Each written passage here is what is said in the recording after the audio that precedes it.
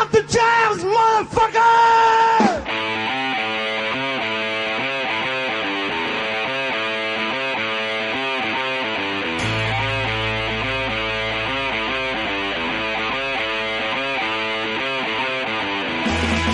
El Radio, de Richard Beast.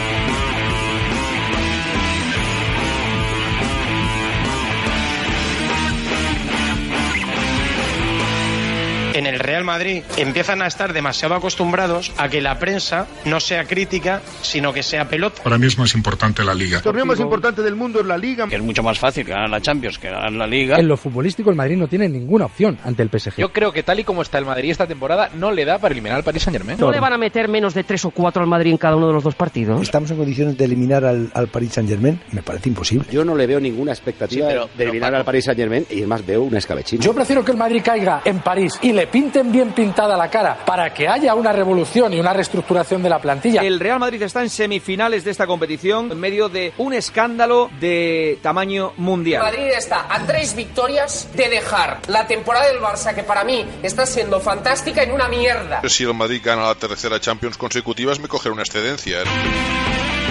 De ocasiones que la lógica de los ciudadanos periodistas, aunque yo sea uno de ellos, generalmente se me escapa. Y más si se trata de personajes como Manolete. Estaban hablando del famoso partido ese que si se va a disputar o no en Miami, entre el Girona y el Fútbol Club Barcelona, y de repente aparece el Real Madrid, no se sabe por qué, ni por qué razón. ¿Habrá partido en Miami? Pues me has dicho que no iba a haber. Habrá partido en Miami. Pero si hace una semana me dijiste que no iba a haber. Pero es que de vez en cuando se descuelgan teléfonos, incluso hay comida con gente que sabe esto, y bit. Habrá partido en Miami y otro de los grandes beneficiados de esta historia va a ser el Real Madrid que cuidado. El Santiago Bernabéu va a tener Vamos a ver. No nos dejes así. Tendrá garantizado su ampliación, su obra, y será la sede de la final o del Mundial o de la Eurocopa, que para eso Infantino estuvo en la federación viendo al presidente Sánchez. Además del ataque de tos, la Eurocopa y las diferentes confusiones por parte de Manolete, no entiendo qué tiene que ver ese partido en Estados Unidos entre el Girona y el Barça con las obras de remodelación del Santiago Bernabéu. Pero claro, esto viene del mismo tipo que el otro día mandaba a Estados Unidos a Luka Modric y a renglón seguido lo enviaba a Turín a jugar en la Juve con Cristiano Ronaldo. En cuanto a fichajes, pues las cosas de siempre. Asensio, el Bayern Múnich, Robben se le está haciendo muy mayor y va a llamar a esa puerta, igual que Guardiola va a llamar a la puerta de Keylor Navas. He llamado al jefe Ronaldo, y que lo de Vinicius, en cuanto aterrice, va a machacar a Florentino y cree que lo va a conseguir. Hace unos instantes de Manolete causaba carcajada y sonrojo. Lo que viene a continuación de Roberto Ramajo en Hora 25 Deportes, bueno, solo es carcajada, porque es una confusión.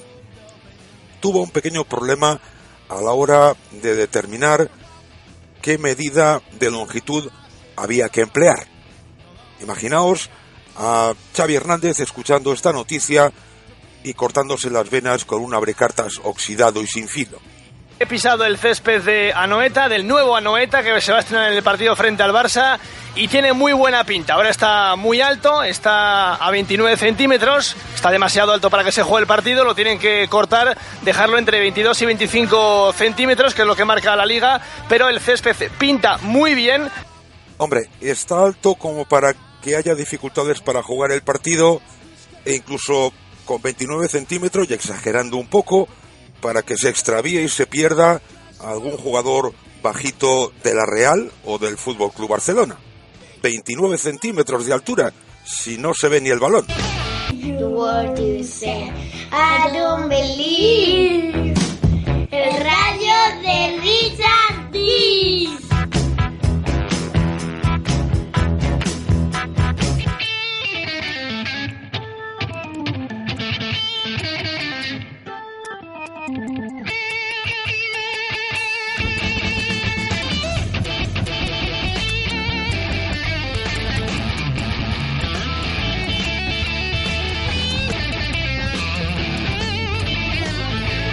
¿Os acordáis el lío que montó Juanma Castaño hace unos meses, justo después de que el Real Madrid en la Champions eliminase a la Juve, porque Isco Alarcón en Twitter se había quejado de su doble vara de medir?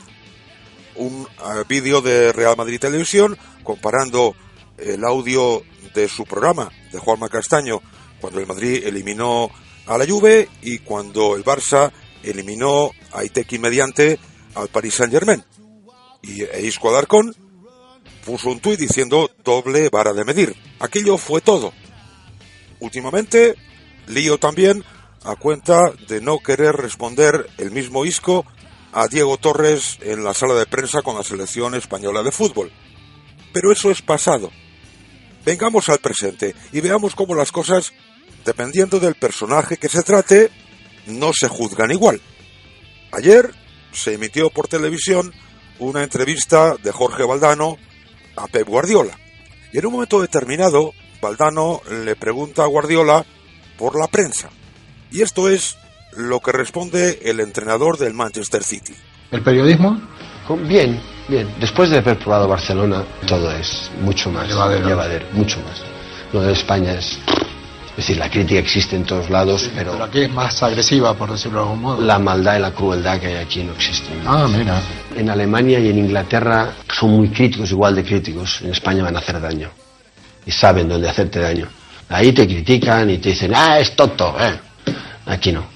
Si comparamos estas palabras de Pep Guardiola, en las que habla de crueldad y maldad, de ir a hacer daño de la prensa española, con lo que dijo Isco en su día, aquello de la doble vara de medir, o no querer contestar a Diego Torres Samaniego en una sala de prensa, podríamos pensar que estas segundas palabras, las de Guardiola, son muchísimo más graves y ofensivas para la prensa que las de Isco Alarcón. Bueno, pues escuchad la reacción de Jorge Javier Castaño esta pasada madrugada en el partidazo de COPE. Él lo ve desde su perspectiva y probablemente tenga razón, que las críticas en España son más dañinas que en Alemania o en Inglaterra. Sorprendente, ¿no? Jorge Javier Castaño le da la razón a Pep Guardiola en sus ácidas críticas contra la prensa española. En la tertulia estaba Elías Israel, que no estaba muy conforme con esa apreciación ni de Guardiola ni de Castaño. Pero Jorge Javier Castaño, seguía insistiendo en lo mismo. Elías Israel se sorprende. Hola, Elías, muy buenas. ¿Qué tal? Muy buenas. Pues cuando lo dice Guardiola tendrá experiencia en algo. Toda generalización acarrea injusticia. Bueno, que haya críticos que sean maledicentes o crueles puede existir. Bueno, pues que el periodismo tenga maldad y seguramente abunden más los malos aquí que en Inglaterra y en Alemania. No puedo comparar porque no lo he vivido como lo ha vivido él, pero me sorprende que generalice de esa manera. Él lo ha vivido. Podría decir que no salgo de mi asombro, pero se estaría mintiendo.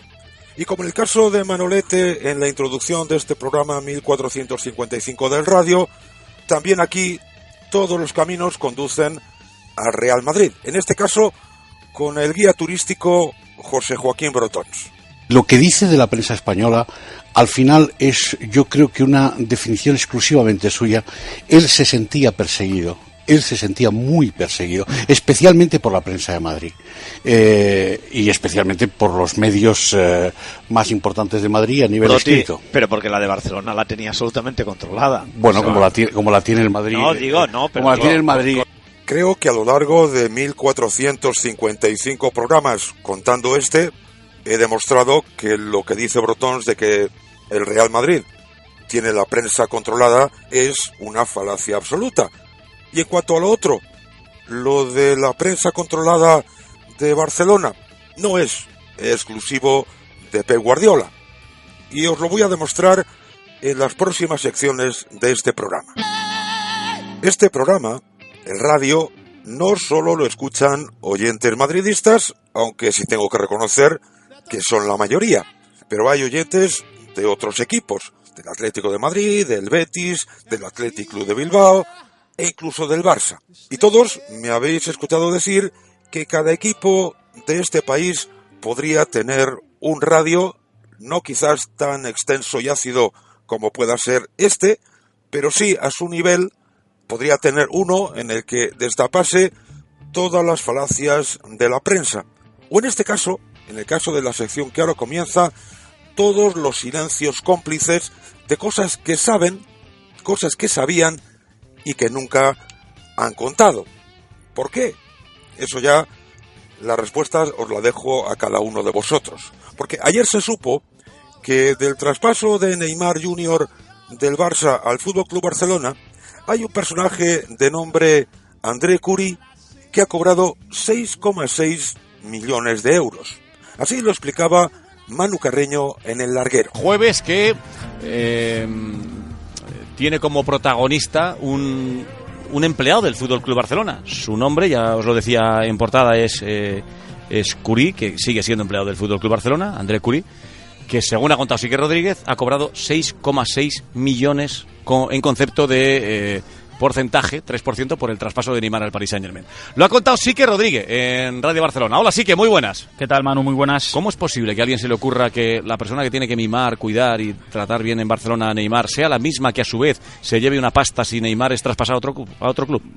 Antes de escuchar la respuesta de Sique Rodríguez, quiero que sobre este tema escuchéis un tuit que publicó ayer Francesc Aguilar, que trabaja como ciudadano periodista en Mundo Deportivo.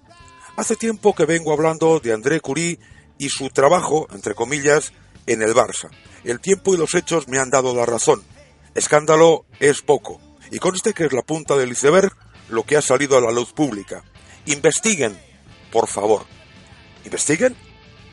¿No eres periodista, Francesc Aguilar? Tendrás que investigar tú. Y ahora sí, ahora escuchemos la respuesta de Sique Rodríguez a la pregunta de Manu Carreño. Bueno, la historia se remonta, como has comentado al principio, al momento en que el Barça ficha a Neymar del Santos. En ese momento, Sandro Rosell le firma un documento a André Curie, a través del cual Curie cobrará un 3% de un futuro traspaso.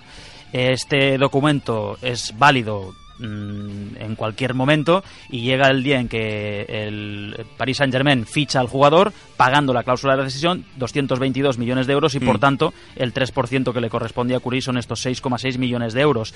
El intermediario brasileño lo reclama al club, el club en un principio no le quiere pagar porque entiende que no ha sido un traspaso sino el pago de una cláusula y que por tanto Neymar se ha ido en contra de la voluntad del club, que el espíritu del acuerdo era si el Barça quería traspasarlo, entonces cobraba, pero lo cierto es que en ese documento ponía lo que ponía y el club al final, por lo que nos explican o nos explicaban, se ve obligado a hacerle este pago. Obviamente, no a través de una factura donde pone que cobra el 3% por el traspaso de Neymar, pero ya sabes, Manu, que hay diferentes maneras de pagar a un intermediario y el club que acepta oficialmente que existe este documento, que se desconocía hasta ahora, que acepta también que Curie lo ha reclamado, pero que te dice que el pago no se ha hecho entero porque se está negociando la manera de acordarlo, pero por lo que nos consta en la SER, André Curie ha cobrado este dinero.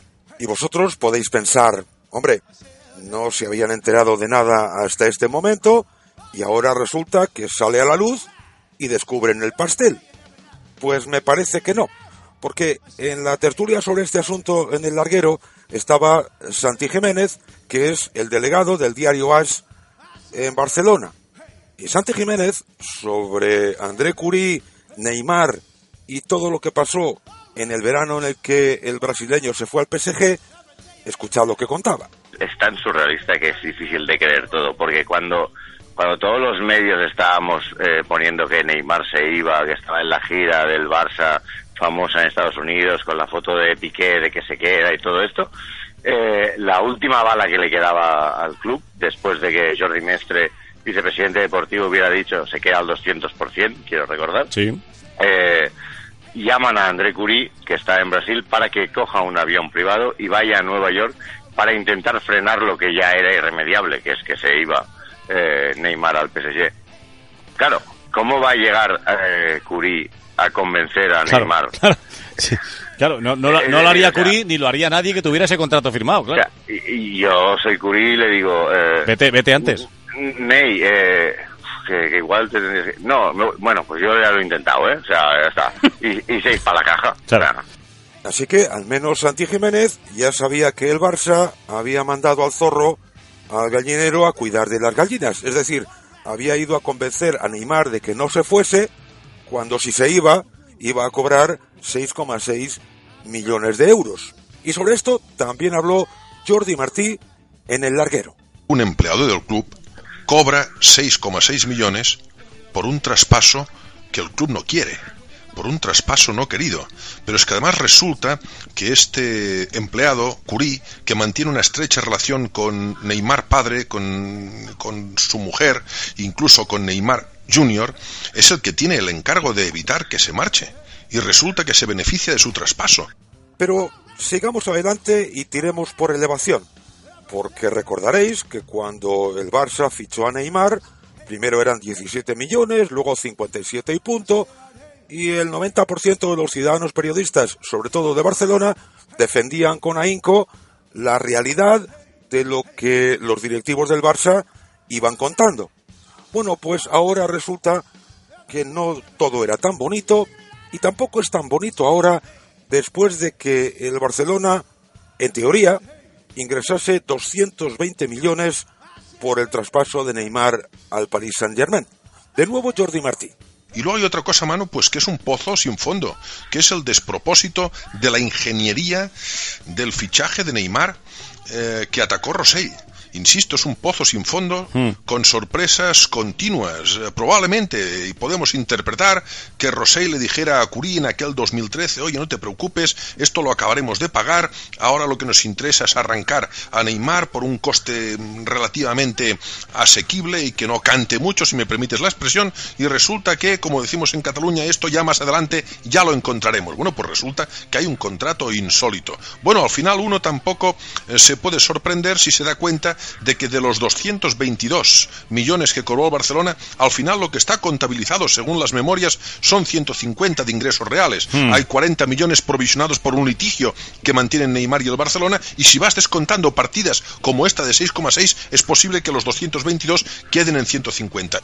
Caramba, lo que en tiempos era tan bonito, tan fructífero, tan rentable, ahora parece que no lo es tanto. Pero demos por bueno que se acaban de enterar de todo esto. Y mentiríamos, porque escuchad lo que a continuación añadió Jordi Martí sobre este personaje, sobre André Curí. Los precedentes en el asunto de André Curí pues ya eran operaciones muy confusas, siempre medias verdades, y hoy me temo que hemos alcanzado la comprensión absoluta de lo que supone este empleado para el Barcelona. Insisto, un empleado que se beneficia económicamente de traspasos que el club no quiere ni pretende. Así que al menos Jordi Martí ya tenía noticias de las, según él, trapacerías del tal André Curí.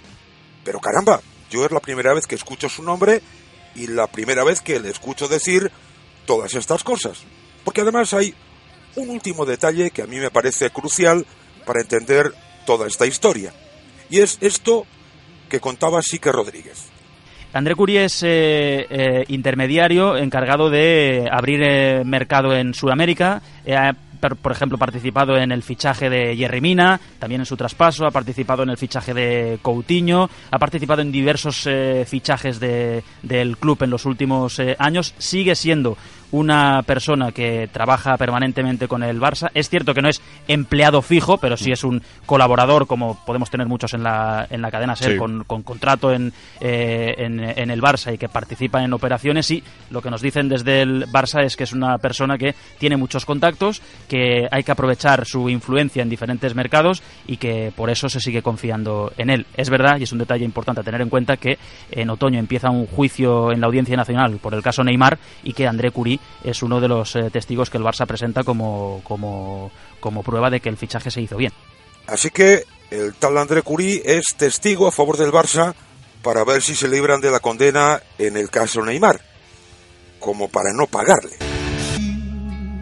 Ramón Besa, en el diario El País, ha escrito un artículo en el que habla de la pérdida de peso e influencia del FC Barcelona en la selección española de fútbol. De hecho, el otro día había un titular del Barça por 6 del Real Madrid.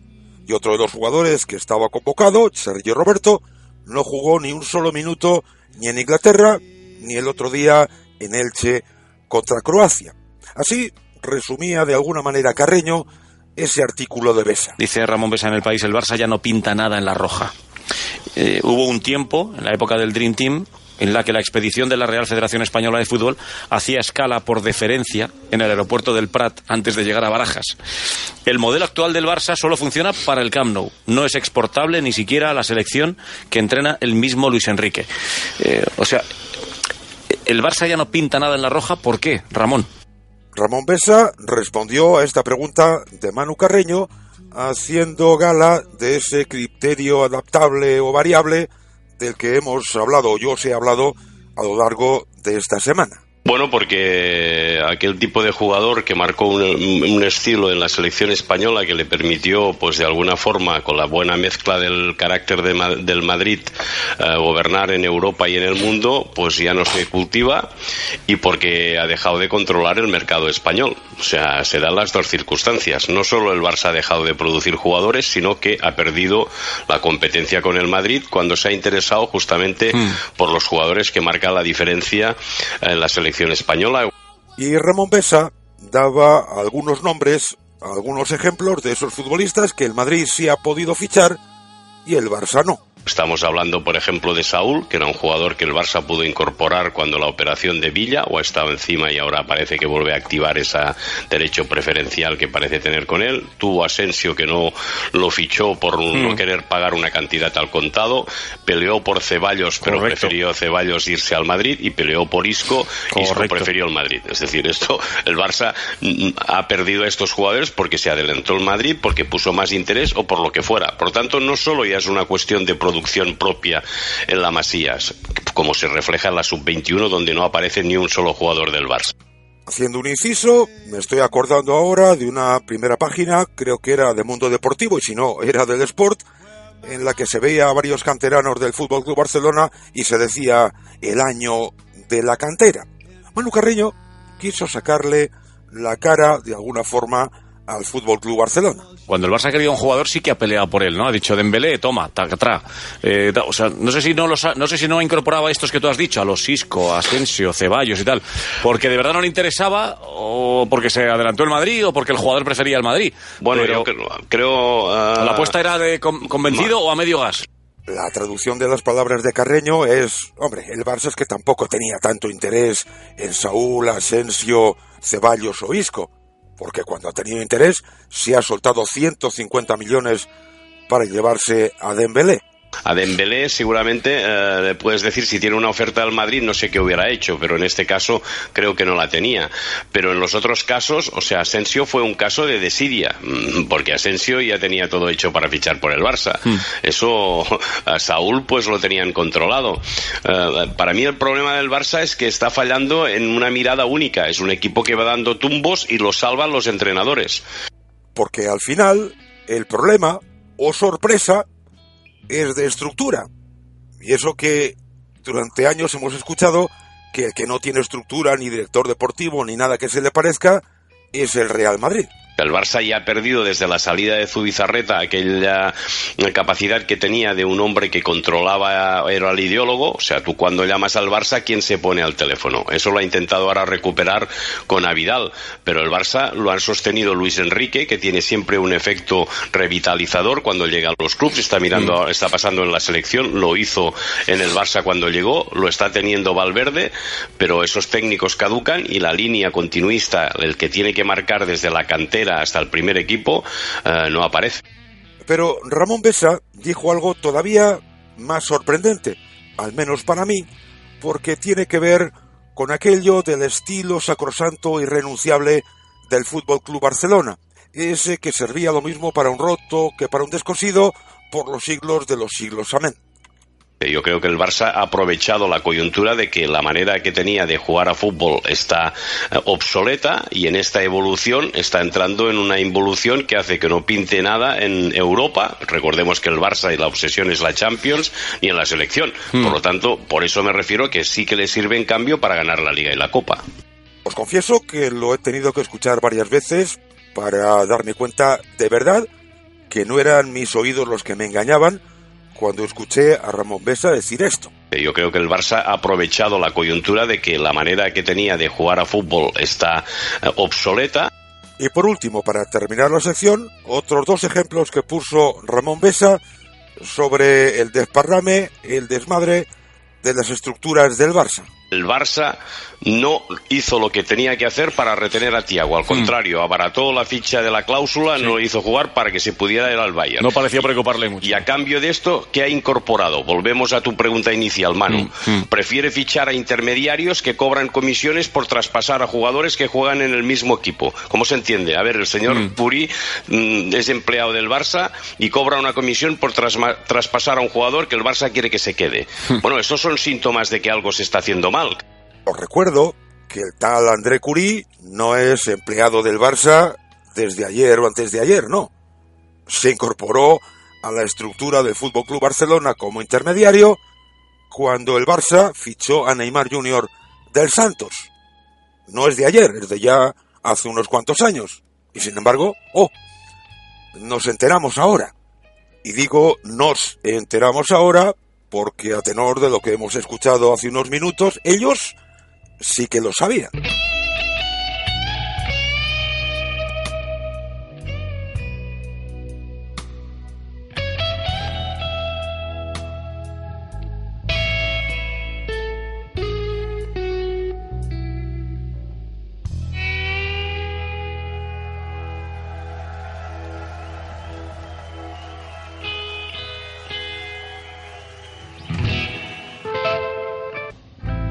En uno de los programas del radio de esta semana hemos escuchado a Rafa Cabeleira en A Diario decir que como no tienen información, pues prácticamente esa información que nos dan casi se la tienen que imaginar.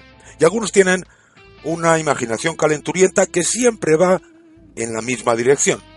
Ayer por la tarde, en la sobremesa, en Ser Deportivos, en la cadena Ser, obviamente, esto contaba el capitán Hispania.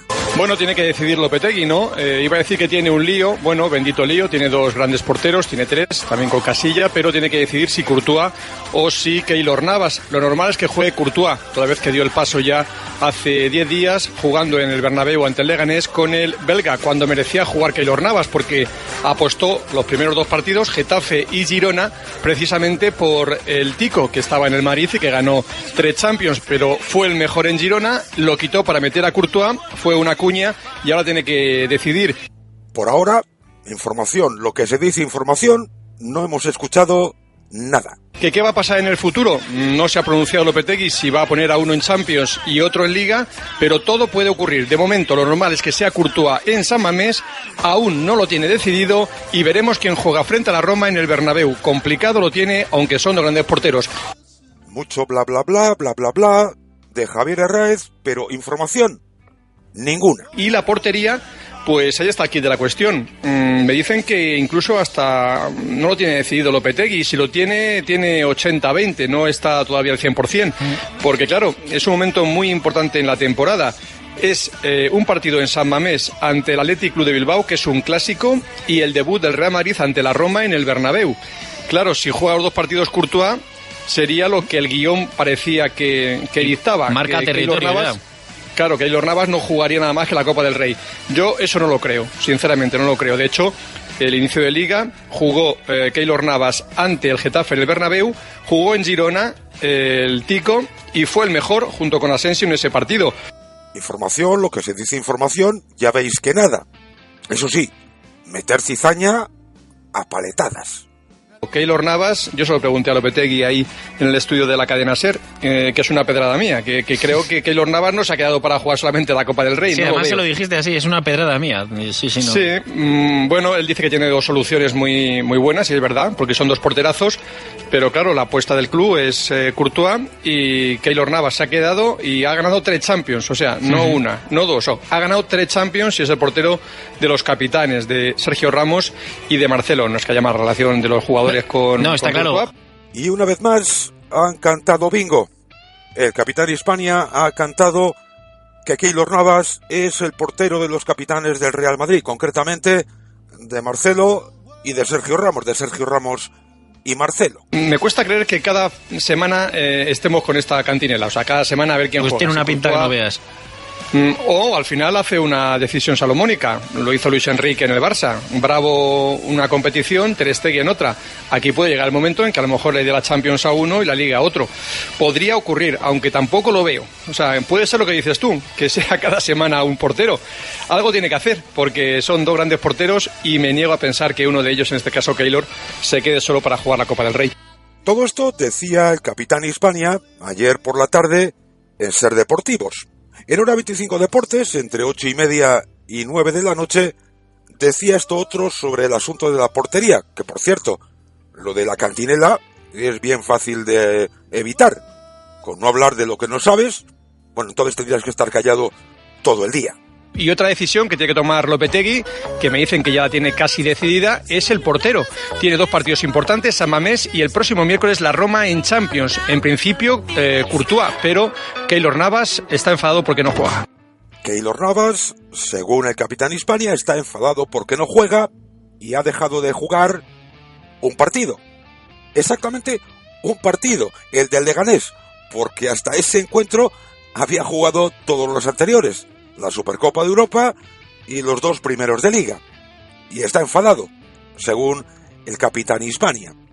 En el larguero de la cadena SER, obviamente, también volvió a hablar de este asunto, mostrando la misma ignorancia que en Hora 25 y que en Ser Deportivos. Tiene pinta, Manu, que va a jugar Courtois, pero todavía no se ha dicho a los jugadores. Es verdad que Lopetegui no parece preocupado con este asunto, pero sí que me consta que la plantilla, pues hay un run de saber quién va a ser el portero. No decimos nada nuevo si comentamos que Keylor es el portero de los capitanes, ¿no? De Sergio Ramos, de Marcelo. Bueno, ha conseguido 3 Champions. Eso no significa que no quieran a Courtois, ni mucho menos. Es un fichaje buenísimo el que ha hecho el Real Madrid con Courtois. Pero claro, es que se juntan los dos, Courtois y Keylor. Además, ha avivado un poco el debate el hecho de que el primer partido de Liga lo jugara Keylor Navas. Había entrenado con Courtois, pero puso a Keylor. Y el segundo también jugó Keylor. Y fue el mejor junto con Asensio en Girona. Y lo quitó en el tercero en el Bernabéu frente al Leganés y puso a Courtois. Esta pasada madrugada, alguien me dijo, no recuerdo quién, que cada vez que el capitán Hispania diga que Keylor es el portero de los capitanes, me tome un chupito. Me temo que no va a ser posible porque acabaría con el hígado hecho polvo, cirrótico perdido. Lo normal es que juegue Courtois el partido en San Mamés y que Courtois también juegue el primer partido de Champions frente a la Roma. Pero me niego a pensar, y lo comentábamos con Lopetegui en directo hace unos días en el estudio, aquí en la SER, en el larguero, que vaya a ser un portero de Copa, el costarricense Keylor Navas, así que yo creo que va a jugar más de lo que la gente se imagina. Al menos eso piensa él y por eso se ha quedado.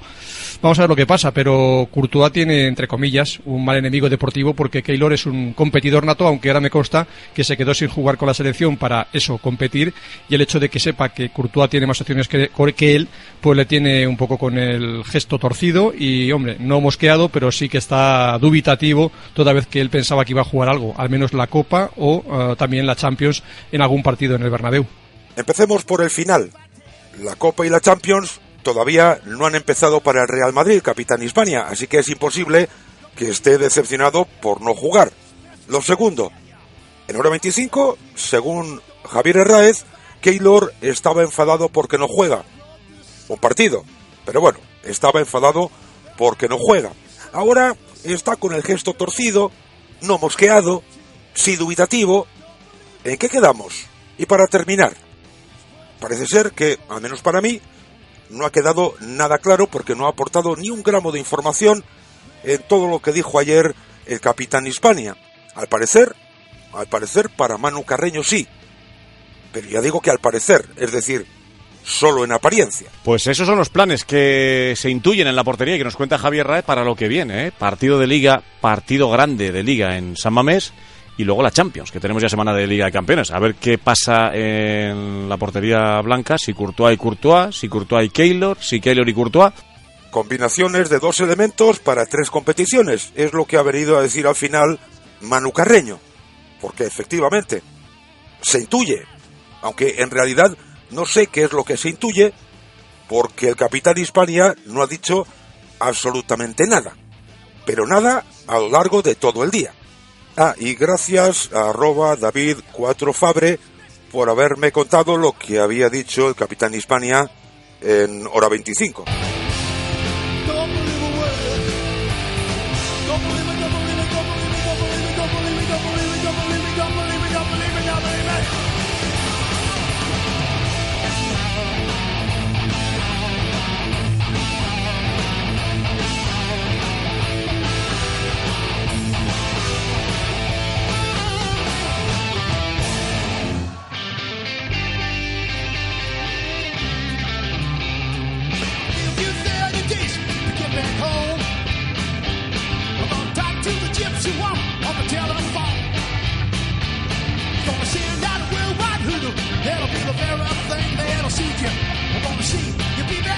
Si el capitán Hispania no aportó a lo largo de todo el día en la cadena SER ni un solo nanogramo de información, de lo que se puede llamar realmente información en cuanto a la portería, en cuanto a ese dilema Keylor-Courtois, Courtois-Keylor, por lo que se refiere al resto de los jugadores de campo del Real Madrid, la verdad es que tampoco dijo absolutamente nada. Comencemos en Ser Deportivos. En cuanto al resto, efectivamente, la única duda es saber en el 11, al margen de la portería, si estará o no Casemiro para jugar de inicio. Si está Casemiro, jugará. Si no, metería a Modric, a Isco y a Kroos. Hay que recordar que Casemiro es el jugador del Real Madrid que más tarde se ha incorporado a los entrenamientos después de estos 15 días de infame parón por las selecciones. Bueno, Asensio jugó titular, hizo un partidazo frente a Croacia, pero fue suplente en Londres ante Inglaterra. Jugó un rato la segunda parte. Asensio va a jugar de inicio seguro.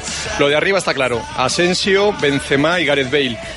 La defensa también. Carvajal, que suma un partido más. Eso sí, hay que tener un poco de cuidado con Dani, que va a jugar muchos partidos consecutivos, pero creo que todavía no ha llegado el momento para Odriozola. Jugaría Dani Carvajal y Marcelo como laterales, Varane y Sergio Ramos como centrales, aunque está siempre Nacho, que para mí me parece un futbolista que tendría que jugar de inicio, pero la opinión de Lopetegui es la que va a valer. Y el centro del campo, con la duda de saber si estará o no Casemiro. Casemiro quiere jugar y lo normal es que juegue Casemiro, pero si no serían Kroos, Modric e Isco. Si juega Casemiro, tendría que caerse uno de los importantes. Ante el Leganés se cayó Isco, pues esta vez le tocaría a otro. Veremos quién decide Lopetegui.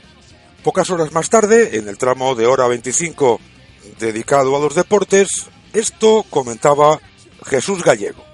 Va a tener Lopetegui que tomar decisiones y llevar al banquillo a algunos de los que hayan jugado quizá 2 partidos con sus selecciones. Esta era la premisa que planteaba Gallego, por supuesto al capitán Hispania, sobre a quién podría dar descanso Lopetegui mañana sábado en San Mamés.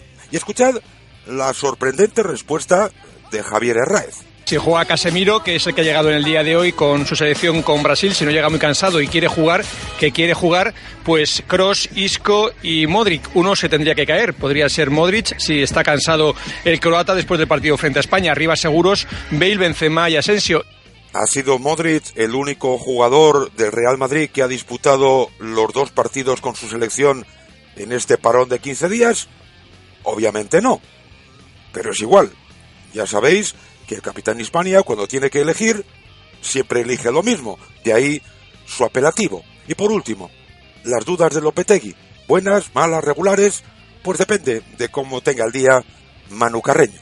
Con muchas dudas venimos diciendo Julen Lopetegui, de esas que le gusta tener a los entrenadores. Si Nacho, Varane, si vamos a ver si de Casemiro, Modric, Kroos, Isco, Asensio, que saco de ahí, porque Benzema y Bale son inamovibles. Parece que Asensio también. Y en la portería, ¿va a repetir Courtois? Con muchas dudas venimos diciendo. Vamos a ver, Carreño, ¿quién tiene las dudas, Lopetegui o vosotros? ¿O es que vosotros lo que no tenéis es ni repajolera idea?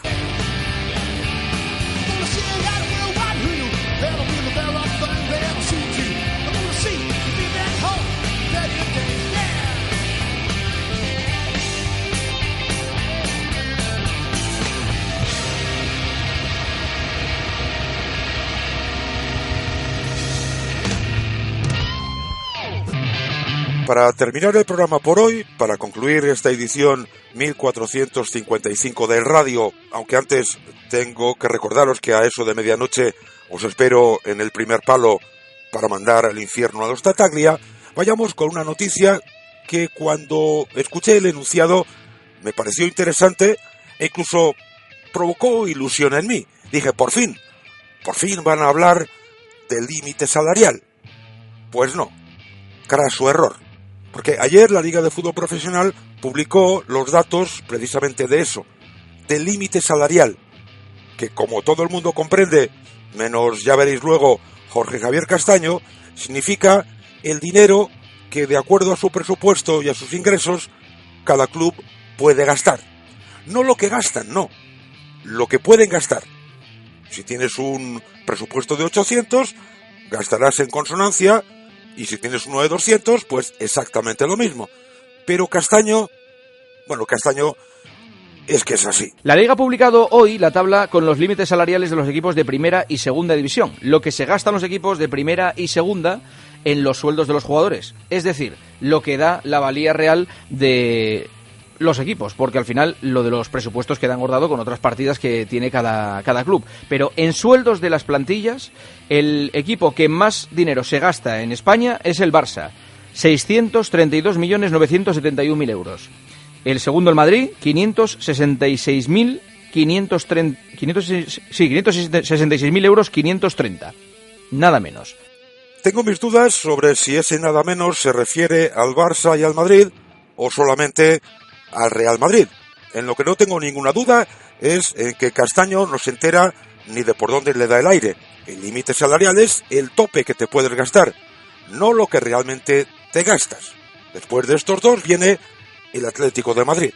El Atlético de Madrid me ha sorprendido. Yo pensé que se gastaba más, porque con los sueldos que tienen muchos jugadores del Atlético de Madrid, incluido el entrenador, que supongo que entra dentro del límite salarial de la... Entra, ¿no? Entra cuerpo técnico, primera plantilla, cantera y secciones del club. Me ha sorprendido, porque el Atlético de Madrid tiene 293 millones de límite salarial, que es menos de la mitad del Barça y casi la mitad que el Real Madrid. Así que al final van a tener razón, la distancia que hay respecto al Madrid y al Barça.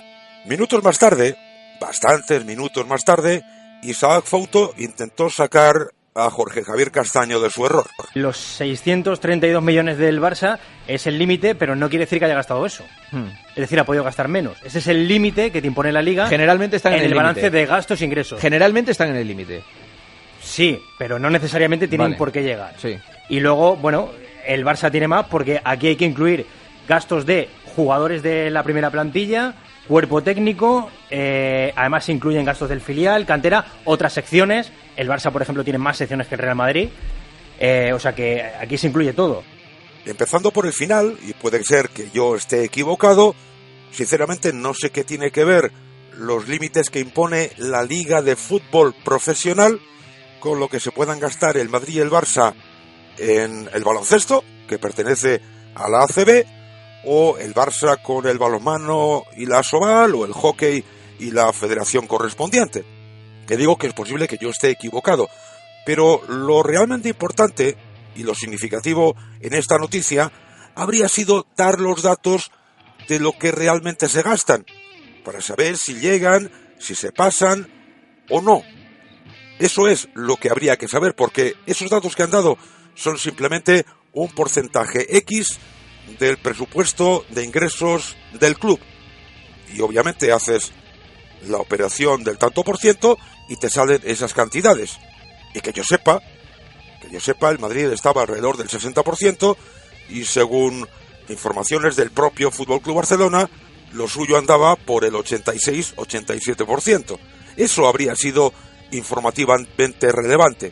Lo demás no aporta absolutamente nada.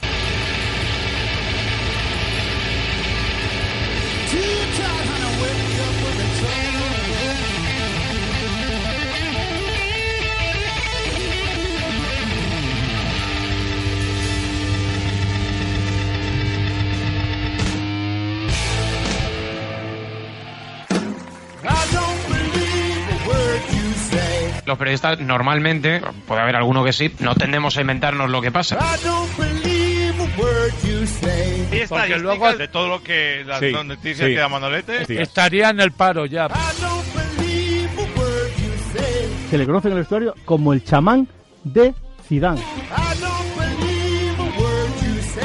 Ramos intentó rematar de cabeza chocó con la pierna de Lucas y se rompió la nariz. A la sensación que da desde fuera, porque no tengo información evidentemente de ese vestuario. Icardi pasa reconocimiento médico a final de mes. Los periodistas muchas veces utilizamos el término principio de acuerdo, cuando no sabemos realmente cómo está la negociación. Es medio información, me falta la confirmación. Ahora el rumor, la antesala de la mentira. Los periodistas somos unos cínicos de primera. Gilipollas en esta profesión hay bastantes, ¿eh?